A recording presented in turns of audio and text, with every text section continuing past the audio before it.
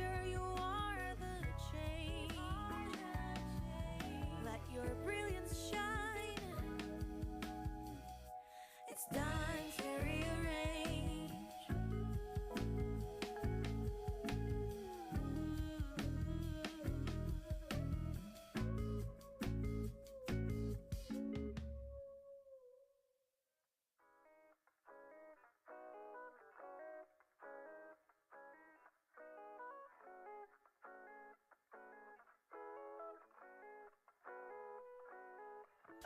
She's got a mind that's sharp as a knife, breaking barriers every day of her life. In a field where she's often the only one, her determination can be undone. Women of color in STEM, breaking down doors, breaking stereotypes, and so much more. Their contributions to science and tech will inspire generations to come, you bet.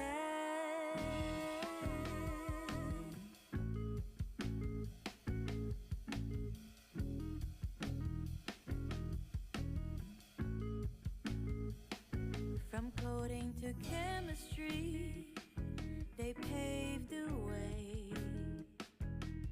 A brighter future every single day.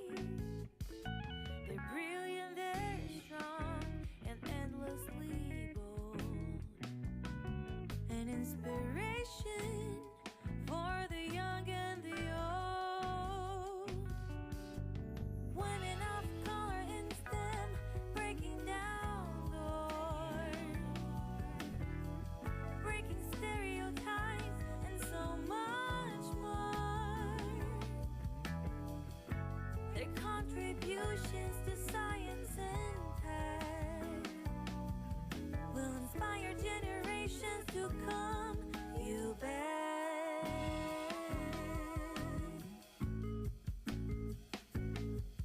Innovators and trailblazers aren't afraid to speak.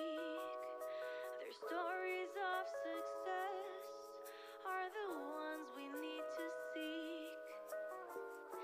Their brilliance and talent can't be denied. Women of color in STEM, we stand by your side.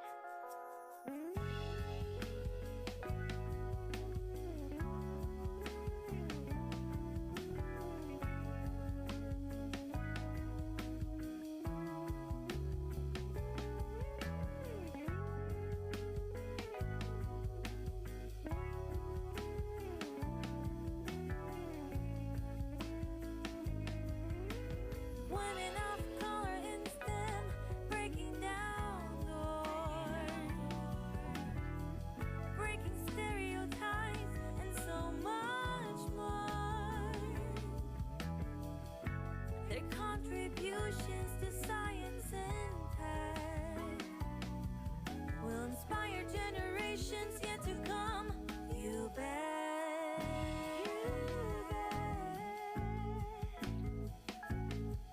You bet. Can we give it 5 minutes to the other session? Let's out.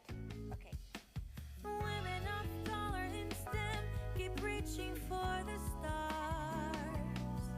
Your accomplishments will take us far. You are the future, you are the change. Let your brilliance shine. It's time to rearrange.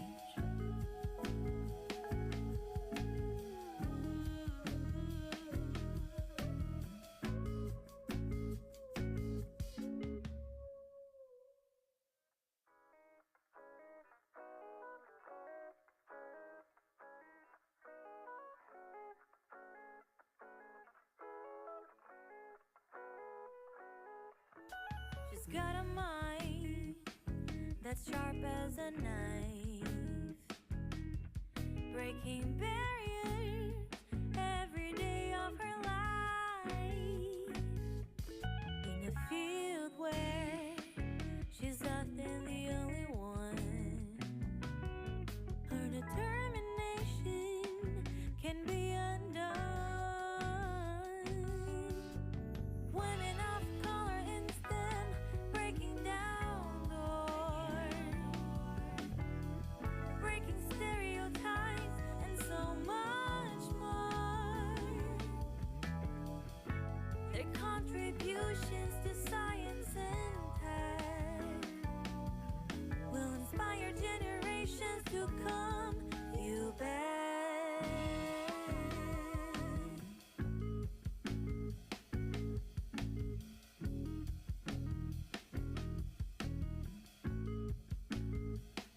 From coding to chemistry, they paved the way.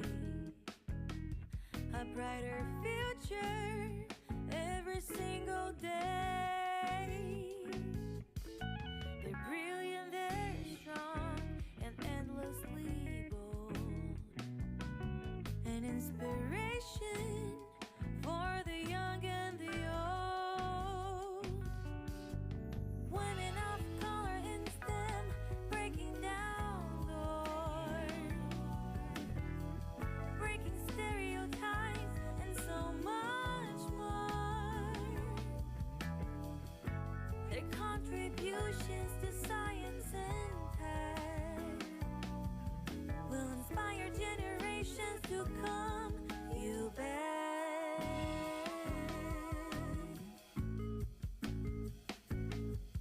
Innovators and trailblazers aren't afraid to speak. Their stories of success are the ones we need to seek. Their brilliance and talent can't be denied. Women of color in STEM, we stand by your side.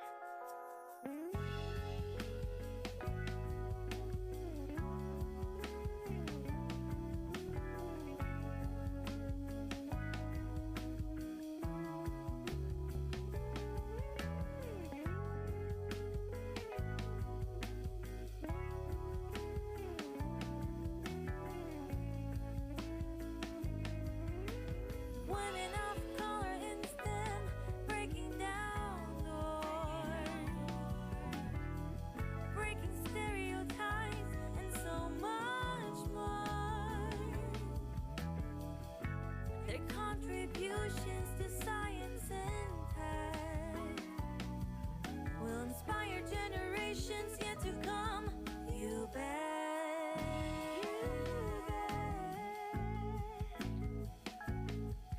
You bet.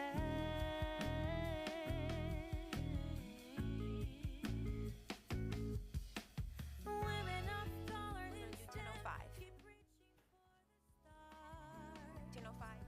Your accomplishments will take us far.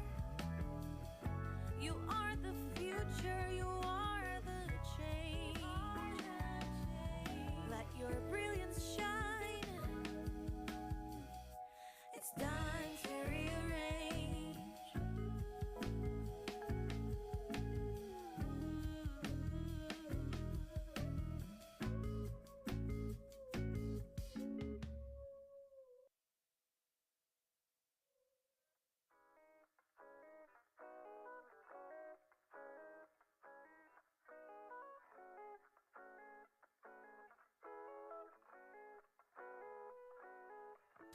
She's got a mind that's sharp as a knife,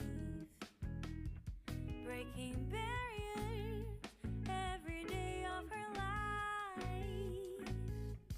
In a field where she's often the only one, her determination can be undone. Women of color in STEM, breaking down doors,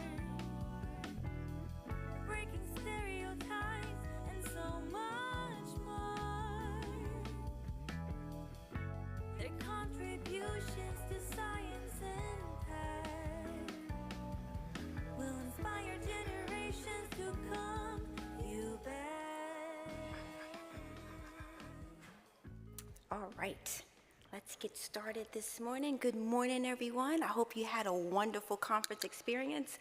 Happy Saturday. This is our last day. We get to take off the high heels, stretch out the toes a little bit, and get back to reality next week. It was such a wonderful conference. I had a great time. I don't know about everybody else, but I really enjoyed this experience. And the one thing I will start with, my highlight, is this session. This is my first conference ever. It's my first time speaking in public ever. So I joined up to be a moderator, go figure. So I got a phone call from Eric Price. I think he is the coordinator of the workshops. He says, hey, we need a moderator. And I was like, what's that? What am I doing? What do we need me to do? Well, we need you to open up a session. We need you to make everybody feel comfortable and warm and make everybody come in and feel good about themselves and enjoy the day and enjoy the conference. It's like, I can't do that, Eric. I don't speak in public. He says, oh, you'll be fine. I said, okay, sign me up. So after that, I got signed up for 4 different workshops. So I saw in my schedule, we went through an intro with our company at Leidos. We went through, okay, this is what everybody's going to be doing. Oh, Andrew's going to be rocking it. She's going to do 4 different workshops. Yikes. So I took one off because I just wasn't comfortable with all 4. But my first one, I was with Todd, and I think it was a disaster. But Todd says, you did great. I said, I don't think I did well, so I want to watch it back and see how well I did. My second one, I think I rocked the boat. So this one today, I'm feeling really good. You know, I have my confidence built up. It's like, it's public speaking. I can do this. If I can do it, anybody can do it. So we are here today just to have a great time, relax, enjoy. We have 3 experts here. We have Todd, we have Yagna, and Zalanda. Yes, I met these 2 ladies this morning, and they made me feel really good about myself. So if I'm up here and I can do this, anybody can do this. Do I sound eloquent, or do I sound, she's just okay? All right. That was our icebreaker of today, just to show you that anybody can speak in public. They can be eloquent when they need to. Just a little bit of practice, you know, come in with that confidence, and we can do this. We got this. Not an issue whatsoever. So we have a lot to talk about this morning, so I'm going to turn it over to our panelists to get us started today. Todd's going to open up. He's going to tell us everything we need to know. And then we're going to go into our panelists. We're going to have some discussions. Then we're going to have some Q&A. Give you a chance to ask your questions. How can I be more comfortable when I'm speaking in public? How can I be on the cuff and just know what to say and just say it? Just be confident in yourself and just let it roll. So turn it over to you, Todd. Thanks.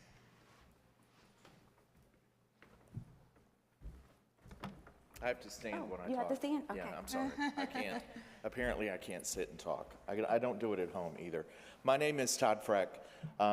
This is the second year I've been had the opportunity to come here and speak. Last year, I got to speak about the importance of public speaking in your career. And my career has been really propelled forward by public speaking, about getting out, giving my ideas, talking about solutions, being part of teams, and feeling comfortable talking to groups like this. And so public speaking is really an important skill for people to have in building their career. So my background is, I have a military background. I was trained in the military in healthcare. I worked in laboratory medicine, left the military and went to a company doing informatics work, and have spent the last 45 years in healthcare and informatics work. Before I start, why don't I get my panel to introduce themselves too. Zalenda, do you want to introduce yourself first? Sure. My name is Zalenda Sorrell, and I'm a program director at Peraton. I manage a team of cybersecurity professionals, and we have defense contracting work to support the federal government. I have a long background in terms of being in STEM, but I also have a past history of the arts, so kind of a product of the STEAM world. I did a lot of years of acting. We were sharing dancing experiences, so very performative, and doing improvs and extemporaneous speaking, as well as got a degree in mathematics and secondary education and a master's degree in systems engineering. Thank you, Zelinda. My name is Yagna Pathak, and yeah, like Zelinda mentioned, we were talking about our overlapping experiences. So I'm currently the medical affairs manager. I lead medical affairs for neuromodulation at Abbott, and I've only been in that role for about 6 months. And for a lot of you who don't know what medical affairs really is, it's really a translator between internal stakeholders and external stakeholders. And so as a result of this new role, I actually get to be out in the public a lot and get to do a lot of public speaking. But the fun part of that is that I do love doing it. Prior to this role, I was in R&D for about 5 years. I was in applied research, and I led a lot of science and technology while I was there. And before that, my training is in biomedical engineering, so I got my PhD in biomedical engineering from Marquette University, and then did a postdoctoral fellowship in neurosurgery at Columbia University. And as part of all of my academic training as well, I was required to present a lot of work, a lot of data dissemination, and I think a key skill that I learned during my training was how to take complex ideas and communicate them simply, because the audience doesn't always have all the context in the background that you have. So I think that was a really important skill that I learned from my academic training. And then, like Zelinda mentioned, I'm also in the arts. I've been dancing since I was 3 years old. And my dance teacher is actually my sister, who's in the audience today. And I learned a lot about confidence, performance, and then also connecting with the audience from my involvement in the arts. So I'm really excited to be here and share some experiences with all of you today. And thank you for coming in so early on a Saturday. So. Awesome. So I want to start with a question for everyone in the room. How many people here, other than the panelists, how many people here like public speaking? Just raise your hand. That's a lot more than I thought. That's a lot more than I had last year when we were talking about public speaking. It's a tough thing. It is a tough thing. And I think there are a couple of things that people have a problem with public speaking, and one of those, Zelinda and I talked about a little bit this morning, and she's gonna talk a little bit more about it, is feeling that you have a right to be in the room and have your ideas and your message heard. And I think that is kind of universal for people, but I think it is even more important and more difficult for women of color or women in general when they're in a room with a bunch of dudes who are the technology gurus or the business gurus, that you feel like, should I really say anything? And the answer to that is always, absolutely always. And if you don't feel that way, then maybe you need to evaluate a little bit about where you are, whether that organization is really where you want to be. So let's first talk a little bit about why improv in public speaking is important. And it is very important. It's important to get your ideas out there. One of the things that somebody asked me early on in my career, I think I was about 22 at the time, one of my mentors asked me if I thought that wisdom equaled, or age equaled wisdom. And I thought at 22, I was like, well, yeah, it does. And at 66, I'm like, absolutely not. And I want everyone in the room to kind of take that for a second. When you're in a room with a bunch of people who you may feel have a lot more experience than you, have a lot more age than you, I want you to think about it, that particular idea that their age or the length of time they've been doing something equals the insight or expertise, because we can't all know it all. We can't ever get to the point where we're like, we know it all. And I know with my team in particular, I hope every day that if I ask them to do something stupid, they're going to tell me, Todd, that's stupid. And they do. They do. They do. So why is improvisation important? Well, one of the reasons is not every opportunity is a planned opportunity to speak. So not every time are we going to have time at a conference or someone's going to invite you to stand up and present to the department or present to your team or to the company. You know, sometimes a time to express an opinion or to give an idea, you know, comes at when maybe where you're just standing around with a bunch of your managers or a bunch of leaders in your organization. So feeling that you have that opportunity to just to say, hey, I had this idea, or what if we did this, or give an opinion on something that's already going on in the organization. You know, so sometimes that's the best opportunity for you to be heard within an organization.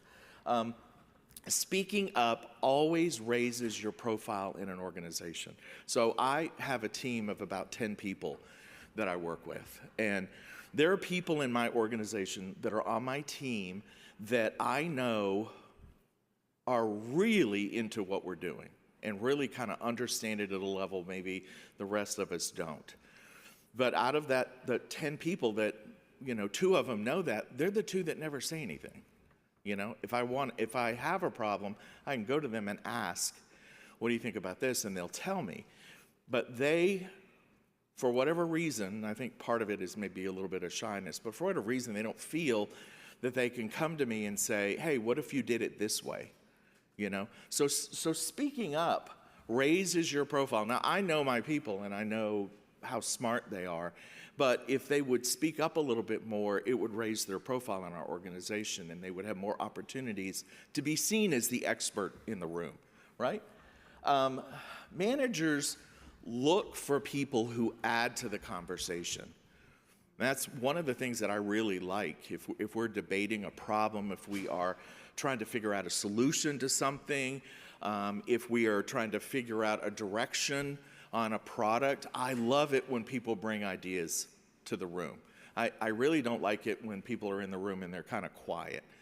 If we're debating whether or not we're going to change an architecture or we're going to change a design, I want everyone in the room to just jump in and let me know what they think. I want to hear from everyone. So as a manager, I think it's important that my team feel comfortable speaking up, and it raises their profile in my eyes. And I go, oh, that's, you know what? Ooh, that was a good idea. Where'd you come up with that good idea? Sometimes the opportunity to dissent comes at odd times. Not only do I want to hear your good ideas, I want to hear when you think we're headed in the wrong direction. And that's just as important as your good ideas. So improvising, being able to just stand up and say, hey, what about this? You know, even if it's not the popular direction that we're taking, or, you know, bringing up, well, there's a bad outcome if we do it this way. That's also very important. And that comes with improvising, you know, a talk, you know, being comfortable just to say, hey, you know, I don't have this plan, but what do y'all think about this?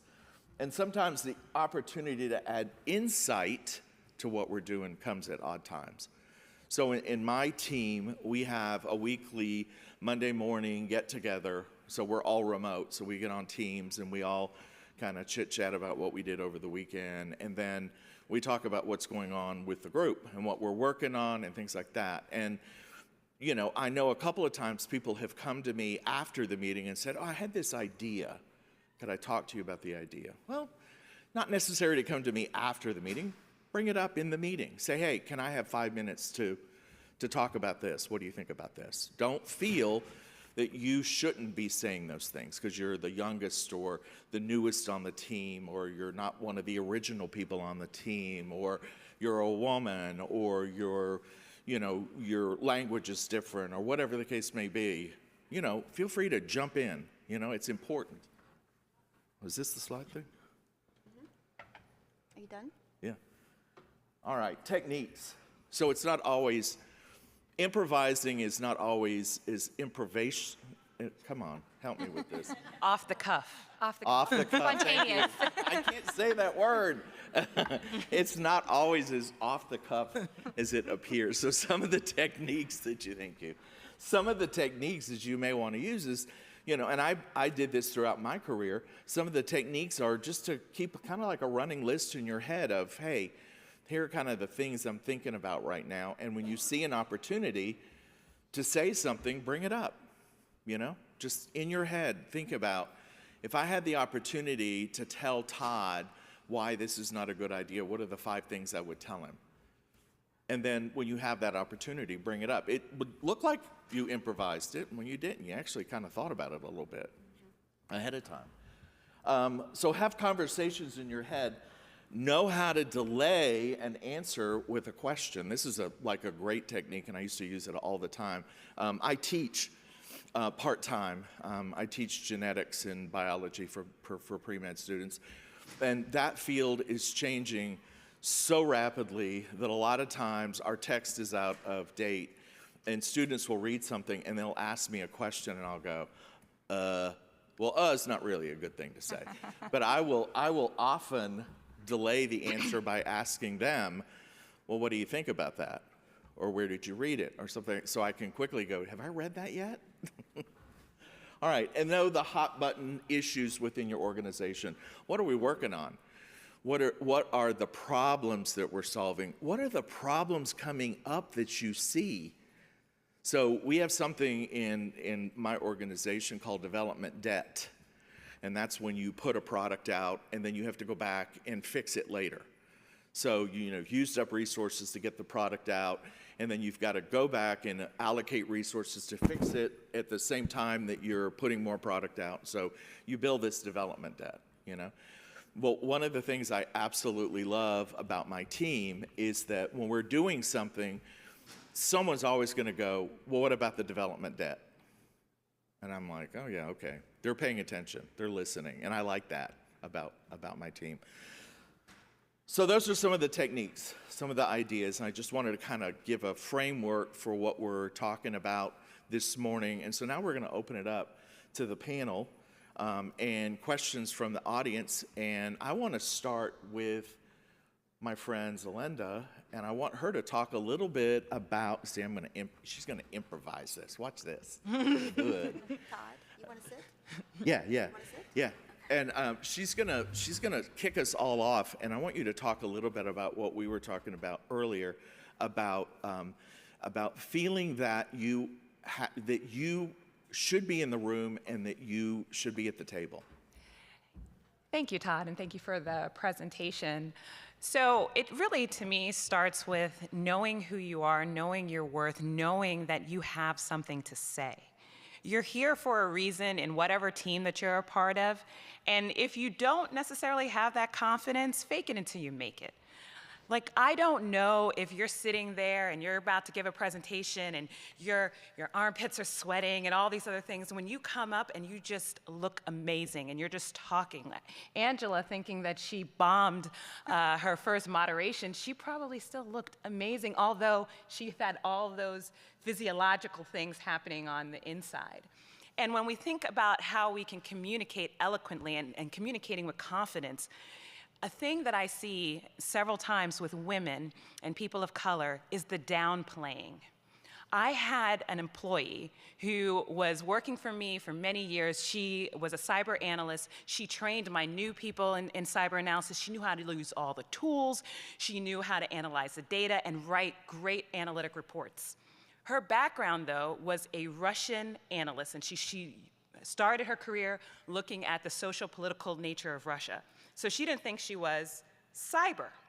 So when I first met her, she would start in a meeting and she said, well, I'm not technical, but blah, blah, blah, blah, blah, blah, blah, blah, blah. Everything afterwards was technical, it was competent, and then meeting after meeting, she would raise her hand, she would talk in the meeting, well, but I'm not technical, but, and already just downplaying her technical capabilities, downplaying what she brought to the table. And I joked with her and worked through with her to also talk through, how do you talk about yourself? How do you advocate for yourself? How do you speak on your behalf? And by the time she eventually moved, she gave me a little picture of herself in a picture book, and at the bottom said, I'm not technical, because I told her, I need you to take these words out of your vocabulary. So as women, we do things like apologize for things that are not our fault, like if somebody bumps us, oh, sorry. Or if we have to go into a meeting and bring somebody out of a meeting, oh, sorry, can I talk to you for a minute? start taking some of these words out of your vocabulary and believe in the words that you're saying. Say everything but that piece, because we have things to say, and most likely the things that you think other people are seeing, they're not. It's more in your head, and then next time, work through it. But believe that you are supposed to be here and that we want to hear from you. Yes. Sagna? I just want to add something to what you said about removing things from your language, removing some of those things. My boss had an administrative assistant who was just this incredible woman, probably smarter than most of us because she knew what was really going on in the organization. Whenever she would answer the phone, if someone was calling for her boss, she would say, Daryl Bowles' office, may I help you? And if they would ask for Daryl's, she would say, let me see if he's in for you. What she meant was, let me see if he's in, I'm doing this for you. Not, let me call Daryl and see if he's in and wants to talk to you. And that's kind of like one of those things that you got to think about what you're saying, because it may be really natural, because you're a polite person, just to say, oh, I'm sorry. Open the door and, hey, can I get you, I'm sorry, can I get you from it? Absolutely right. It may just be one of those thought and speech patterns that's in your head that you just kind of just need to get rid of that. Because one of the things that we do when we say that, and I've done it before too, when I've said, well, I don't know if I'm right, but, well, what you've done is you've dug a little hole for yourself that you're in, and now you got to climb out of the hole to get them to believe you. So removing that, that's a really good point. Removing that from your language really can help. What do you think? So thanks for that, Todd and Zelinda. I couldn't agree more. It is definitely a mindset thing, right? So I think when you think about confidence and the feeling of I am enough, it comes over time, but it's a mindset thing, and we really need to train our minds, because so much of we were talking about this yesterday in the Women to Women, networking session, that so much of how society has kind of conditioned us is that if you're not perfect as women, if you're not perfect, you're not enough, right? But I think what kind of resonates with me a lot is something that I heard in a speech by Reshma Saujani. She's the CEO of Girls Who Code. And she said in one of her speeches that, you have to be in the room, because when you're in the room, the first time you're in the room, you might feel like, oh, do I belong here? But when you're in the room, you'll learn that not only do you belong there, but you might be the smartest person there, right? And it comes over time. So I think the more you put yourself in those situations where you get exposure and visibility and get to learn from other people that you view as they deserve to be here and they belong here.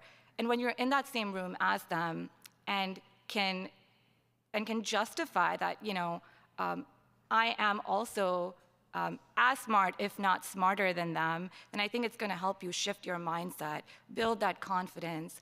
I don't know how many of you guys have watched Hamilton, but Hamilton has that song, right? The room where it happened. So we all need to be in the room where it happened, and the way that we can be in the room where it happened is by starting off with this initial mindset that I deserve to be here.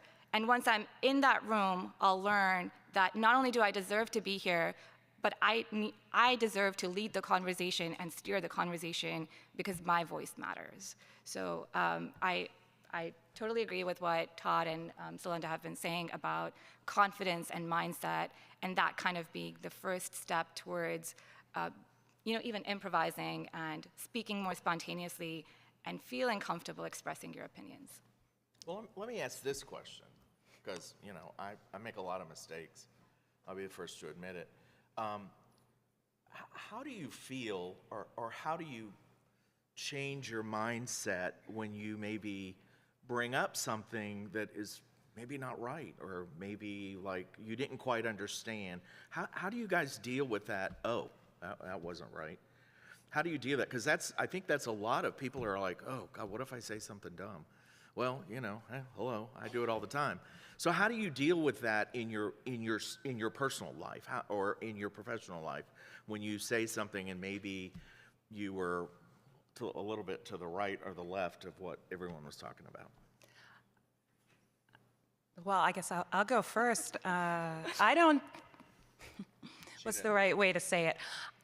She doesn't make mistakes. Well, Zelenda's perfect, of course, but it's more, does it matter? Like if I made an error, or if I said something in an error and you're in an environment that is collaborative, supportive, and all those other things, and not toxic, because I think you talked about that too, questioning if you are in the right place to have those types of conversations, then, oh, I learned something new. I will own if I made a mistake. I won't necessarily just cower down and be like, oh, no, I said it wrong. But it's like, oh, that's a good point. And I was giving an example of, as a leader, I sent something to my employees. It was a checklist for something for them to work through. And then my employee did the action and she did it wrong. And I was like, why is she doing this wrong? I spent this time writing this checklist. What's going on? So I go back to the email and I attached the wrong file. And instead of her speaking up at that time to be like, oh, Zelenda, I don't know what I'm doing with this, but she gave it to me. Okay, I'll still try to figure it through. When I saw that, I said, why didn't you just say, idiot, you gave me the wrong file and didn't tell me how to do this project? So I will own my mistakes when they end up happening. And also, I think if we're supporting each other, and I also was talking last night at the Women to Women, we need to have a support system that we can help each other out when we do make mistakes, when we see a person that has stumbled, to be that woman posse to support and uplift instead of to trying to walk away from that person saying, oh my gosh, you're toxic and I need to be away from you. We should be more supportive of each other and help us all succeed and move forward. Well, I think you need part of the man posse too. And I'm part of the man posse. That's true. I'm like The people posse. the people posse. And if you see it in our organization, if you see that type of behavior, you call it out. You know, it's not tolerated. And that's one of the things that's talking about, are you in the right organization? You know, and the organization I was before, it was tolerated. You know, and we had several women that resigned because they would be talked over in meetings, or they would say, this is my idea and this is what I think we should do, and they'd be like, no, that's not what we're doing. And they'd go off in the wrong direction and they would have to go fix it. So, you know, think about whether, are you in the right place to be supported that way, and do you have the people posse there, you know, to kind of, you know, does your manager and does the senior management go, yeah, no, we're not going to do that here? You know, what do you think? Yeah, so about, you know, making mistakes, we're all humans, you know, to err is to human is to err, right? Like, we all make mistakes. What I would say is do it with a smile, right? So, you know, in my introduction, I talked a little bit about how I've been dancing since I was 3 years old, and I would be lying if I said that I've never forgotten choreography on stage, right? So it happens all the time. You're on stage, you're under pressure, you forget something. Improvise and do it with a smile is what my mom always said, it's what my sister always said. And, you know, they're like, the audience doesn't know, right? So I think if you have to improvise, if you have to kind of, even if you make a mistake, do it with a smile, and then accept it with humility. Right? Humility is authentic, and authentic is likable. So if you're likable, then your mistakes are going to be forgiven. Everyone makes mistakes. I think if you try to defend your mistakes, it creates friction. But if you accept them, and if you learn from them, I think it helps you grow, and it connects you with the people that you're accepting your mistake with, because they realize that, hey, you know, she is real. I can be more open with her, and I can be more comfortable with her. And again, I would end this also by saying, do it with a smile, right? Because a smile is always, I think it gives you more confidence. I think it's an internal thing. I know we've all learned about power poses. I think the smile is the biggest power pose, in my opinion. When you smile, you instantly feel better, you instantly feel at ease, and then the other person, even if they're contentious, it makes them feel like you're on their side. Right? And so they're like, okay, yes, this mistake happened, but now let's try to get over it together. So it creates that possibility of togetherness. So own it, do it with a smile, and be humble. So Humility is, yeah. I have a question, Todd. Now, what happens, we know our material, we know what we come to say, we're in this meeting, we have it all together. We have our notes, we practice, and then we just freeze. You know, then we get the syndrome. You're like, and you just forget, like it's out of your mind. how do we recover from that? I'm right here in front of the audience. How do I recover? How do I get back on track to get myself together? I'll tell you an awful story about me. So I am a soloist at church. I'm the only dude in the church who will sing by himself. And I generally do duets with one of the other soloists in the church. Well, we did a big Christmas cantata last year. It was like 17 hours long. I don't know why the choir director picked that one. And I had a hard time memorizing some of my music. And I was, believe it or not, Gabriel. And so I had to stand up and just sing this beautiful piece. And about halfway through it, I forgot the rest of it. And I generally don't get stage fright, but for some reason, that particular night, not enough rehearsal, not enough paying attention, I forgot it. So you know what I did? Do you think I stopped singing? I made up the words. Totally and completely. So like the second half of that part of Gabriel announcing the birth of the baby Jesus was totally made up.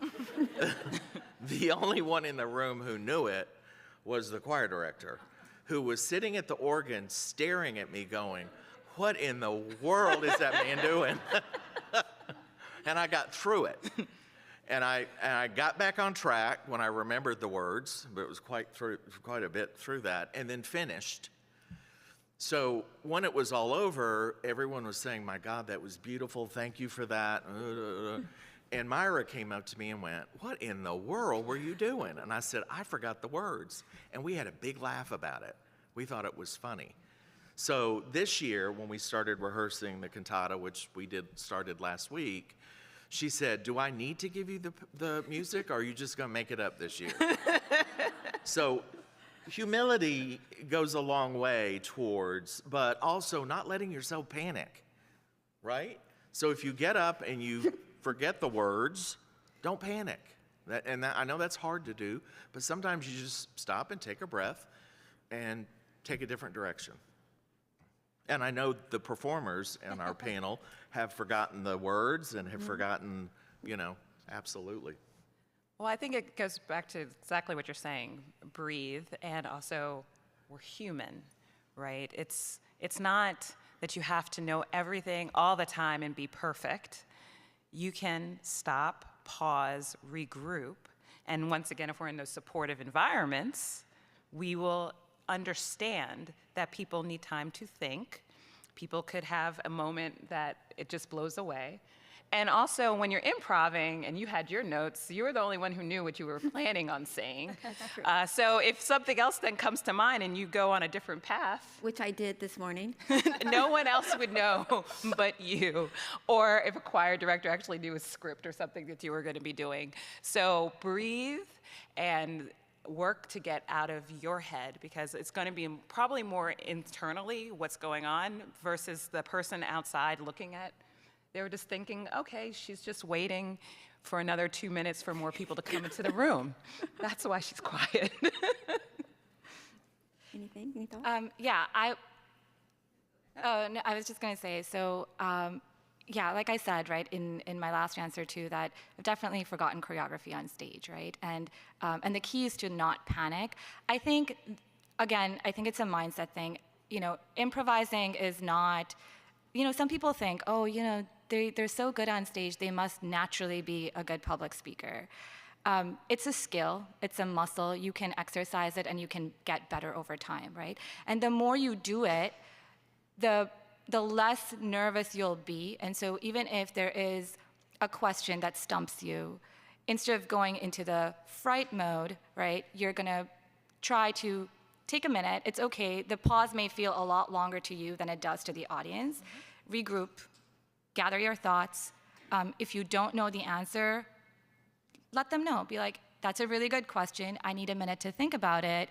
Why are you asking me this? And it doesn't have to be that, direct, but it's also sometimes important to know what is the motivation behind that question so you can tailor your answer accordingly.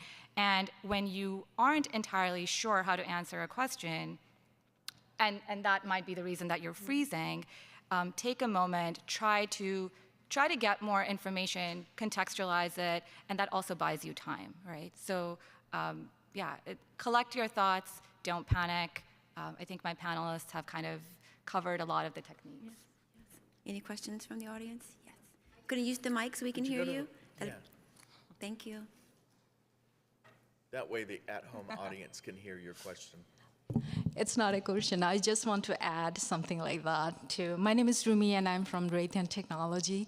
So I just like to add that if you're freeze in the presentation, just acknowledge it. Like, hey, I kind of like freeze, or I lost my train of thought. Acknowledge it, and then take a deep breath, and then move on. So that's what I was gonna do.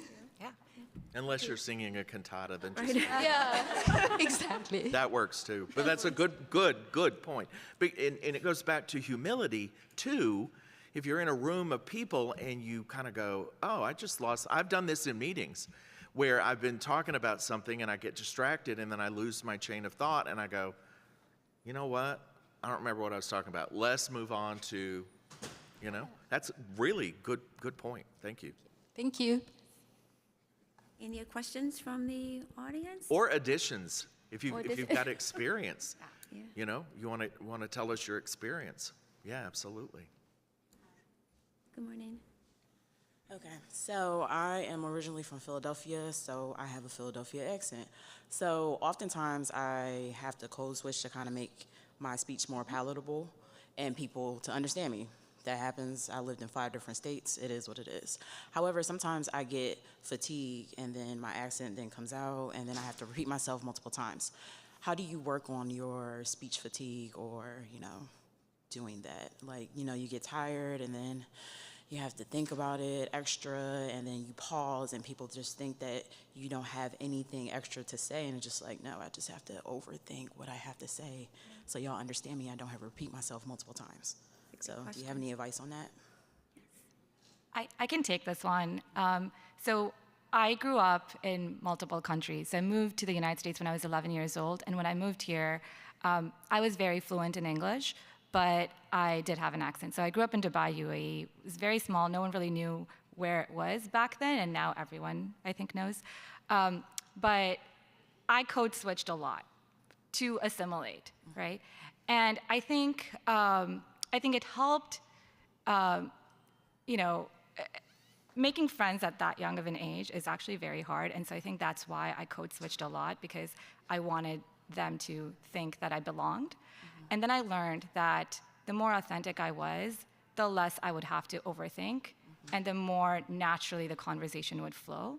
So, and then over time, also my accent changed because I was surrounded by that. So I think I know it's easier said than done. I think we're all very much in our heads, but I think if you accept that we all come with limitations, but your limitations make you unique and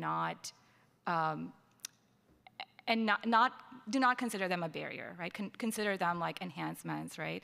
Mm-hmm. I think that allows you to kind of get outside of your head and be a little bit more authentic and be more natural. So if you are an amalgamation of multiple accents, own it. Yeah. It kind of shows your diversity and the fact that you are relatable to so many people. And it's okay to switch accents. It's a very natural thing. There are studies on it. Yeah. So I would say own it and just try to not get so caught up inside your head. But I know it's a lot easier said than done because I sometimes still fall, trapped to it. So, Yep. Thank you. I'll say one thing about it is growing up in the South, I had a very thick Southern accent. And one of the things I learned when I left and went to school and then started, working professionally is that people kind of assumed that I didn't know a lot because of my accent. Yeah. And that was very frustrating to me, that just because I had a Southern accent, they just kind of assumed, well, I don't think he's that bright. And I worked hard to get rid of that accent. Mm. And I would go home and my mother would look at me and go, who in the, what? And your point about being authentic is like, I own my Southern accent. And the funny thing, you said something that was really interesting, is that when you get tired, your accent comes back. And that was the thing that I did. I would work really hard during the day when I was with patients or working with, professors or mentors, stuff like that, work really, really hard not to let it go. And then I would, by the end of the day, or if I had to do an overnight or something like that, the next morning I was like, "Ooh, good Lord, y'all," and it was like, and people would go, "He's had a stroke." So I think your point about owning it, and it was like, it was too much damn work to manage that, you know what I mean? And I finally just said, oh, forget it, but I understand. I totally understand how you feel about that. People do judge you about your accent, and, so I get it, but good point, yeah. I think the hardest thing about having an accent, I don't think I have one, but everybody always asks me, where are you from? I was like, Baltimore? It's like, when I got an Uber coming in from the airport, I said, oh, look, it's a boat. And she's like, a what? I was like, a boat. She's like, what is that? I was like, that thing in the water. She's like, what is that? So it's hard for me because I don't think I have an accent. I just think I talk normal. It's like, but for most folks, it's not normal. So I do shy away from speaking in public because I get made fun of, and it hurts my feelings a lot, and I do shy back, and I became an introvert because of it. I've never had friends growing up because I didn't speak like everybody else spoke. Living in Baltimore, we have a certain dialect in Baltimore that I never adapted to. So I think I got mine from North Carolina, but I can't be sure. I have no idea why I speak the way I speak. But I live in Florida now, and I fit right in because everybody's from Florida that's not from Florida. They're from all over the country, all over the world. Nobody is from Florida. So I fit right in Florida, and I'm accepted well there. But, when I come to even functions like this where, we're all from kind of the same place, it's like, where are you from? And it's like, well, just Baltimore is where I was born and raised, but, I don't have a Baltimore dialect, I guess, so. So it was a very good question, and thank you for bringing that up. I feel better about myself that it's not just me. Anybody else have a question for the panel today?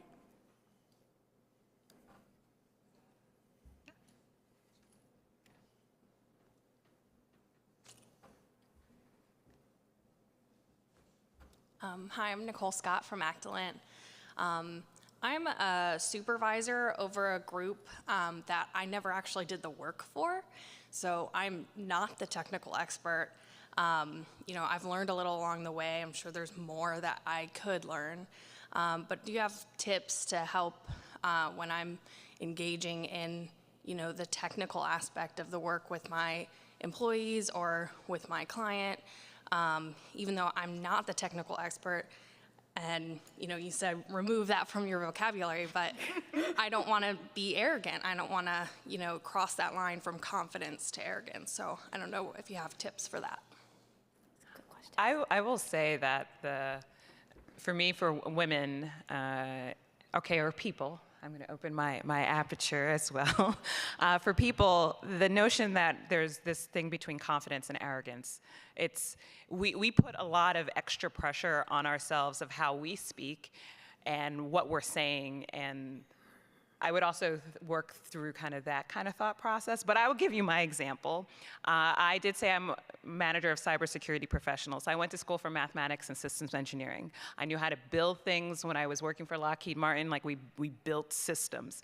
And then one day I wanted to be a program manager, and they said, I'm gonna have you be a program manager over cybersecurity professionals and cyber analysts and people who are reading up, as I said, about different socioeconomic issues. I knew how to write requirement documents. I knew how to do verification and validation. These are things that I knew how to do, but now I'm leading a team of 200 people who are doing cyber stuff. So for me, I took it as an opportunity. I know how to lead. I know how to do the programmatic jobs, and they're not asking me to do the cyber work. That's what I'm paying and employing people to do. But I need to represent them. I need to understand what their needs are and those kinds of areas. So I met with all my employees and I sat down and started listening to them and talking about what do you do? What are those challenges? I started just a notebook of writing things like PCAP. I hear people keep saying that. I need to figure out what is PCAP, subnet. Okay, I'm gonna start writing some of these words down. I know what these words mean now, but if you ask me to actually review and analyze what's in those, I still don't know what those are. So giving myself the ability to understand that I'm not going to know all these different things. I'm not going to know how they're using EnCase or Celebrex or how they're capturing an image or any of those different things, but I can represent them and I could say I need these different things, and bringing that expert, if we need to go into that level of technical depth, into the room with me. But most likely, I think as Yagna was saying earlier, a lot of things that we're doing is translating that really technical thing to someone else. And as a program manager, my leadership isn't going that deep. When I need to get money for something, they're not going that deep. I need to be able to take what my people are doing and say the so what to those stakeholders. So if I can ask my smart people the questions over and over and over again so it makes sense to me, then I can articulate on their behalf. Thank you. Can I ask you some follow-up questions? So how many people are on your team? There's 30 right now. 30 people. Do you believe they're all experts? No, we have. Do you believe they all have a unique expertise? Maybe let me put it that way. Do you believe they all have a unique expertise? Yes. So there's no way that you can be a combined expert of those 30 expert individuals, right? And so kind of like what Zelinda said, your goal is not to become an expert on every little detail that your team can execute on. Your goal is to be a strategic expert that can take the information that they give you and make the right decisions, right? So it's okay not to be the technical expert as long as you're able to leverage their expertise to make the right kind of decisions. And I think that's your unique expertise, which would be take complex information, dial it down into simple, executable information that you can then make your decisions on. And that's what you need to do as a leader anyway, right? So like Zelinda said, it's okay not to be an expert, and you can't. You have 30 people working under you. You can't know everything that they all know, and that's all right. That's why you have them. Yep. Right. Thank you. Anything for you on that, Todd? No? No?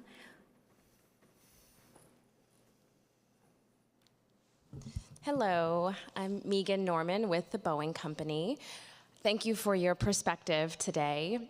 My question is about building and growing that improvisational muscle, particularly for someone who's pretty good at delivering written material, and how do you best have those conversations in your head and structure those thoughts?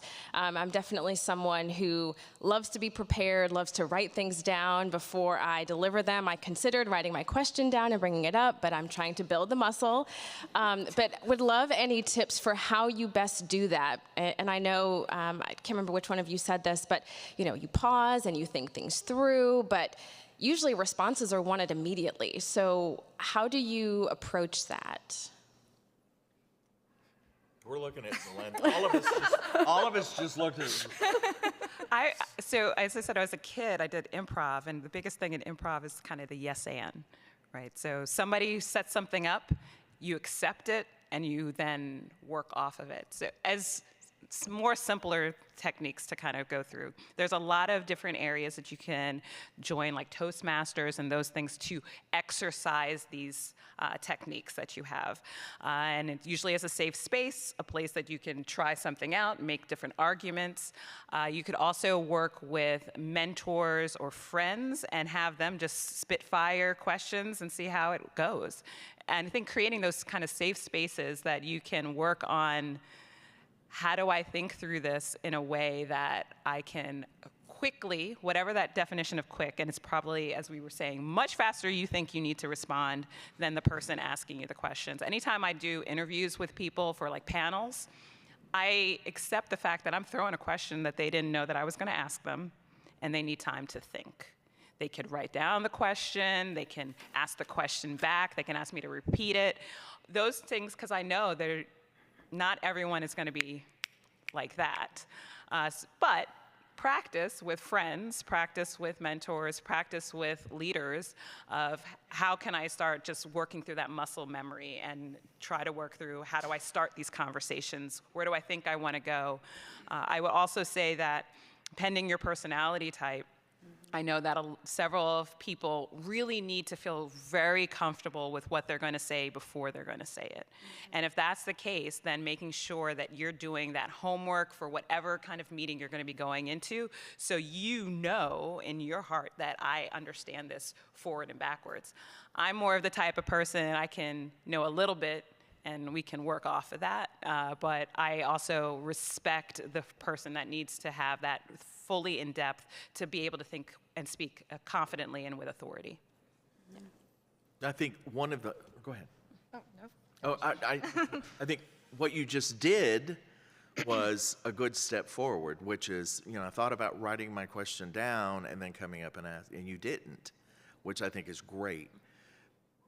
What I would do and headed in that particular direction, because, early on in my career, whenever I would have to get up and speak, I'd write a speech. I would write it out, and I'd stand at the podium and read it to you like you couldn't read, But what I did to kind of get away from that is I went from writing a speech to maybe a couple of paragraphs to a bullet outline to 2 sentences to, So that might be a technique that you could use because what I hear is that you like to be very, very, very prepared, and part of that is, I think, I'm just going to assume, but part of that might be that you don't want to get caught off guard.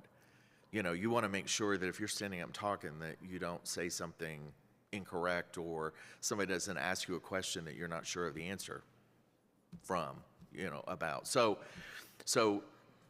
dial it back a little bit. If you make a mistake or if you don't have the answer right away, that's cool. We're not all perfect. But, if you want to kind of start to back away from being fully prepared to, paragraph to outline to sentence to, hey, I'm going to stand up and just talk off the cuff. It's a good way to kind of migrate. What are you going to say? Yeah, I was actually going to clarify, preparation is not optional. Okay, so we're not saying that don't prepare and just improvise your way through life. Maybe some people can do it, but most of us cannot do that. And I think the more prepared you are, the easier you will find it is to improvise. So if you feel confident and comfortable with the material at hand, you won't feel the need to have every single word jotted down in a script.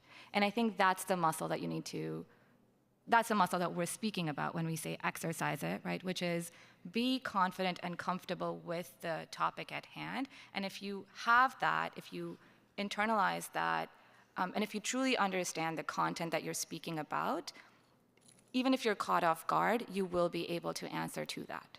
So again, preparation is not optional. I know we're all speaking about improvising, and we are answering these questions spontaneously, but we also prepared for this panel. We met multiple times, right? So preparation is not optional, and the more prepared you are, the better your improvisation is going to be. Well, obviously, if you're singing a cantata in church, it's optional. So, well, we will say that, Thank you. Hello. My name is Rumi from Raytheon Technology. So I have a question. Let's say you are presenting your work in front of your team member or a group, and someone in the team might be saying, like, no, your work is incomplete, or this is not right, like someone coming to you aggressively in the meeting. So how do you handle that situation? Well, we've never had that happen, right? Ever. No. People are so kind. Yeah. So I would recommend a book that I really liked. It was called Dealing with People You Can't Stand. Oh, I love that book. And it talks about archetypes, a whole bunch of different archetypes of people. And this person could be considered the sniper. And it gives you a series of techniques to how to handle that.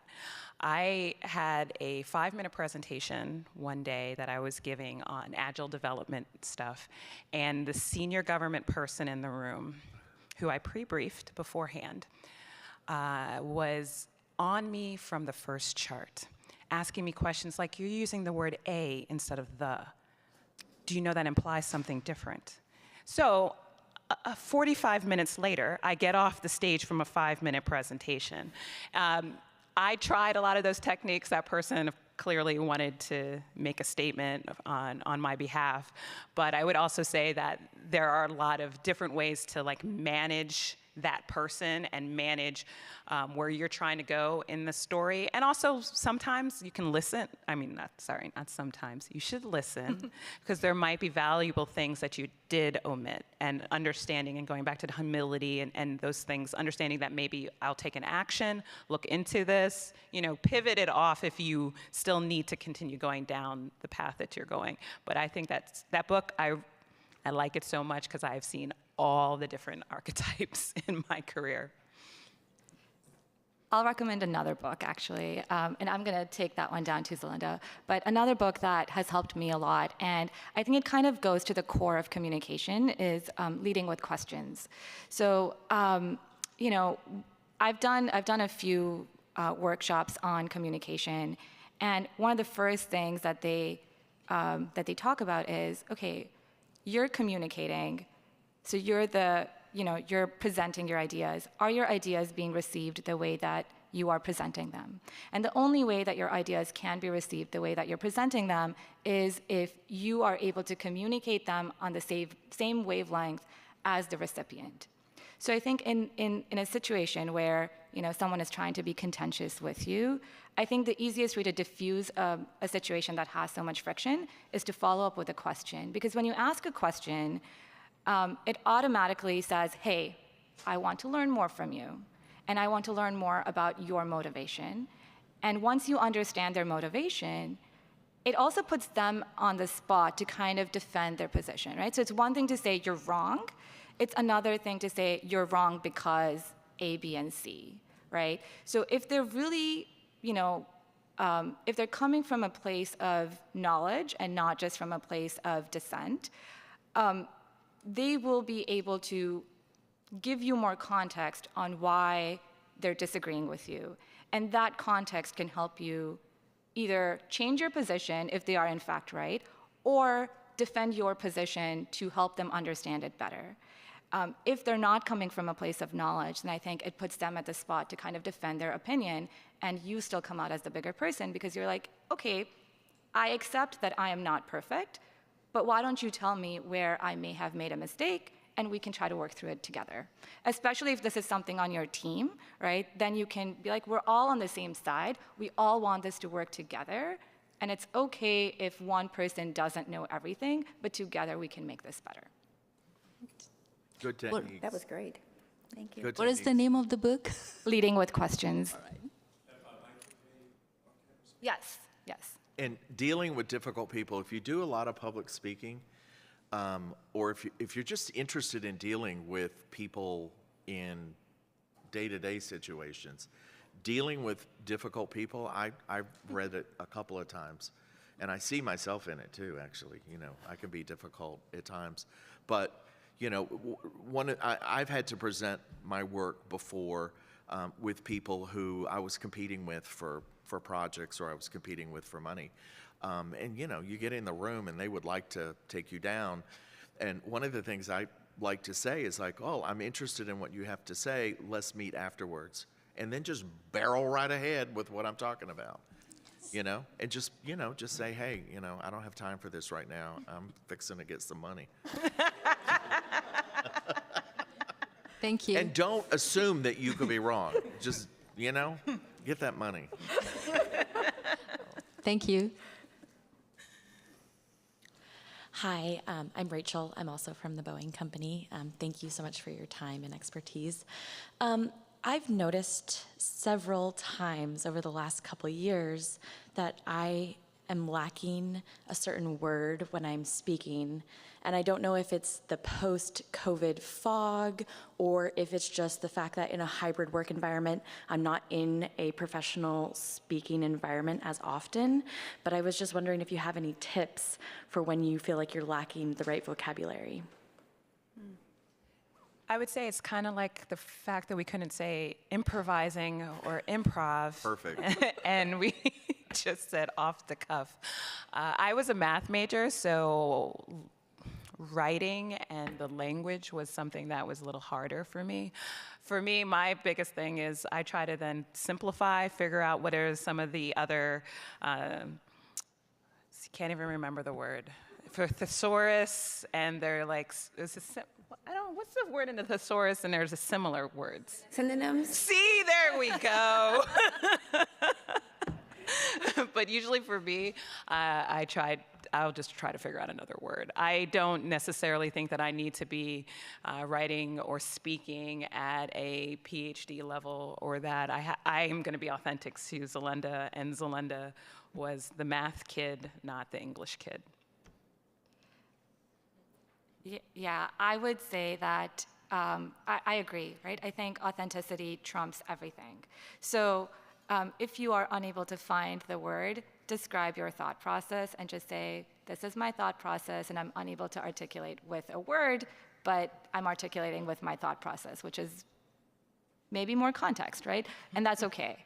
So I think this kind of goes back to some of the overarching themes that we've kind of been hinting at, which is we tend to be very, very internally focused. We're thinking about a lot of things.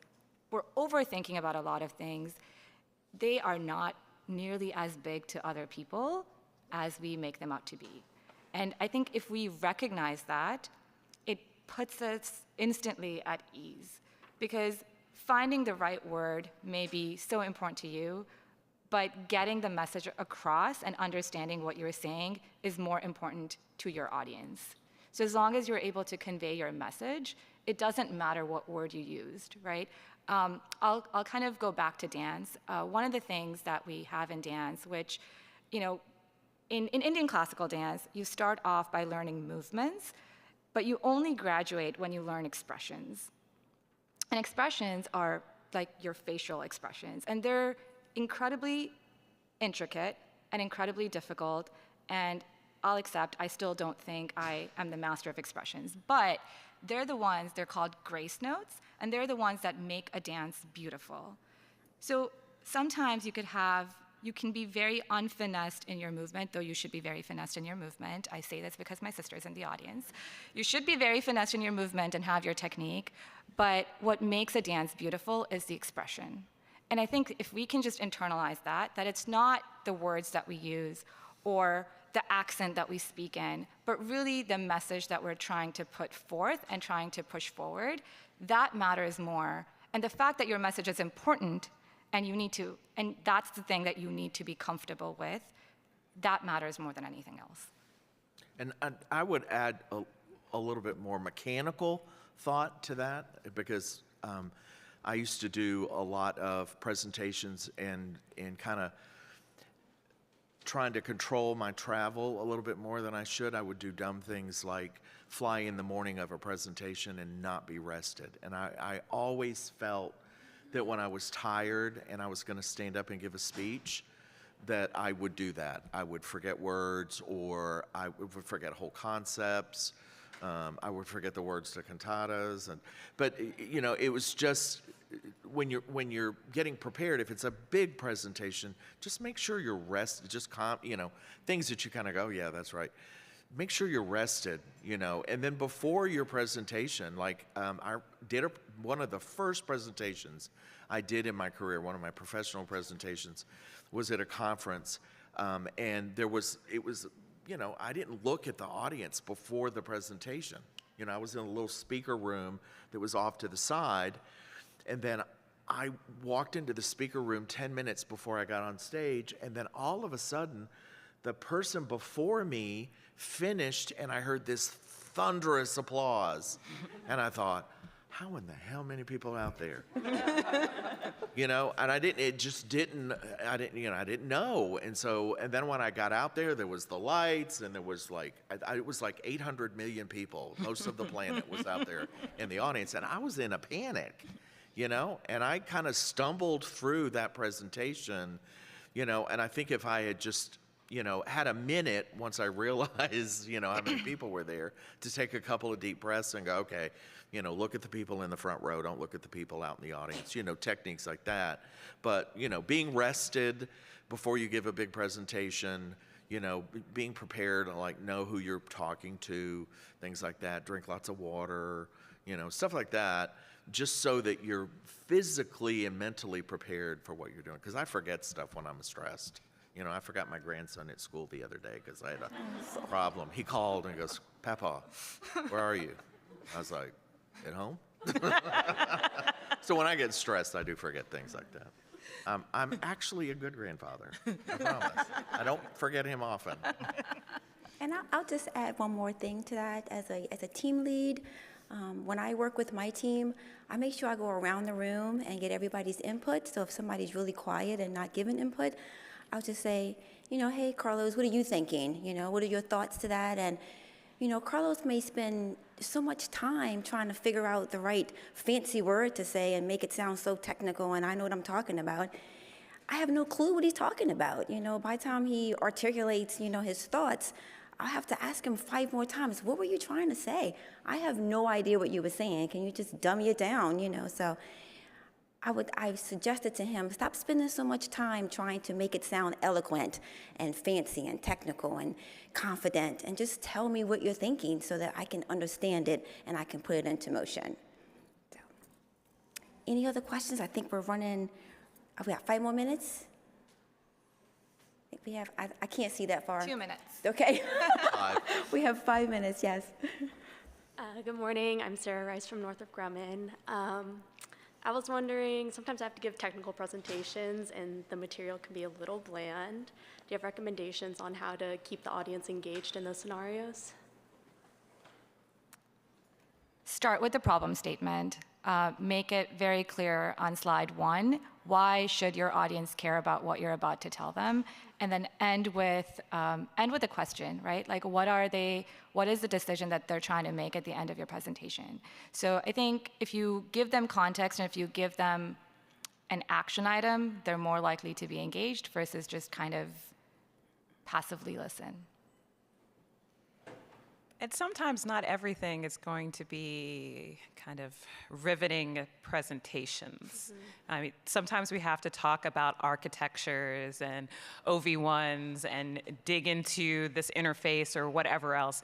And it's really hard to make that like, wow, this is a page turner. So I would just accept the fact that sometimes your presentations may not be that way, but I would say also when you're giving some of these presentations, if you don't have to put that much technical detail into your charts, you know, so you can have more maybe colors and other things of that nature, choosing visuals versus just texts of just a whole bunch of stuff that way. But sometimes we're gonna have to go line by line through something that's not going to be the most exciting discussion.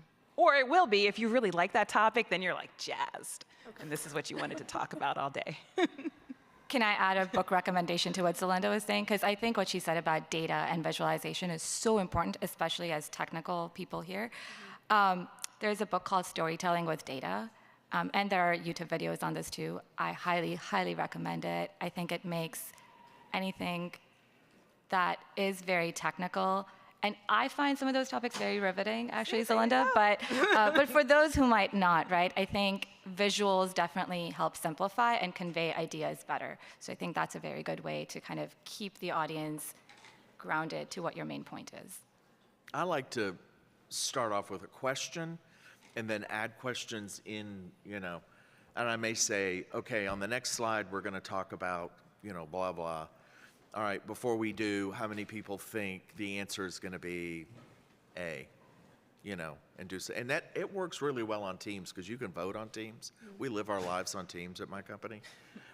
You can vote on Teams, and that keeps people engaged you know, and we deal with some really, really boring technical presentations. So I feel your pain, you know, and I have to listen to them, and I'm like, Lord have mercy.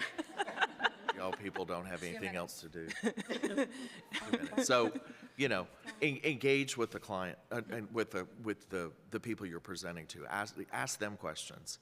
Ask them what they think might be next. Thank you. Thank you. Thanks all for joining us this morning. Have safe travels, all traveling home today. Thank you, guys. And thank you, Angela.